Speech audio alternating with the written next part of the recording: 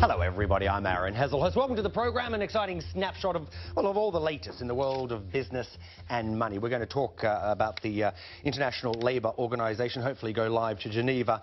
We're with them, ILO, all over the Bangladesh change of laws there. But first, let's start with this. Electric cars. They have been around for more than, 100 years, but have really failed to catch on in a big way. Well, the luxury car maker, BMW, says it's going to change all of that with the introduction of the i3, its very first fully electric car. OK, let's move on with this, because around the world, property prices are rising once again. And all of this week, we're going to be looking at the challenges facing those trying to find a roof over their heads. And today, we're starting with India's commercial capital, Mumbai. It is certainly one of the most expensive places in the world to buy, despite the economic slowdown. Soaring property prices means it's a tale of two cities for some people hoping to live in that city. From Mumbai, Samir Hashmi has this. We'll keep across that all this week, as I mentioned. Well, it's been, 3 months since one of the world's worst industrial accidents. More than 1,100 people were killed when a clothing factory collapsed on the outskirts of Bangladesh's capital, Dhaka.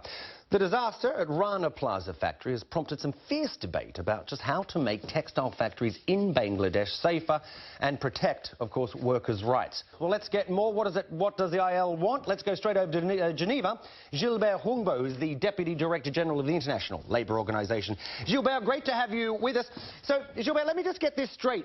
Previously, Bangladeshi workers, if they wanted to form a union, they had to get the owner of the factory to approve that. The Bangladeshi government got rid of that law and said to the workers, you can create a union, but you've got to get 30% of your workers to create one. What's wrong with that? OK, Gilbert, we're going to have to leave it there, unfortunately, but thank you very much for your time. We appreciate it. Gilbert Hungbo from the ILO joining us live from Geneva. If you're wondering what he was doing there, it was just keeping his earpiece in. Must have been falling out.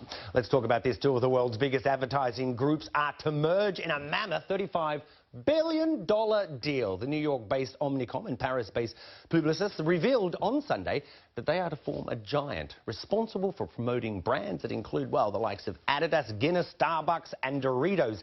Dubbed a merger of equals, the company will employ more than 130,000 people. OK, let's just touch on some of the other business stories making headlines around the world. And Siemens chief executive Peter Loscher is to leave the company 4 years before the end of his contract. Now, the news comes after the engineering group last week issued its second profit warning this year.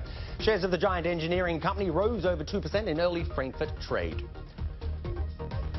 And the Irish no-frills airline Ryanair has met expectations with a net profit of €78 million. That's $103 million. The carrier said it benefited from a 25% rise in income from extras, all those extras such as baggage and reserved seating. The company also maintained its full-year forecast. There you go. That's all the time I have. Don't go anywhere. Sport Today coming up next. I'll see you soon.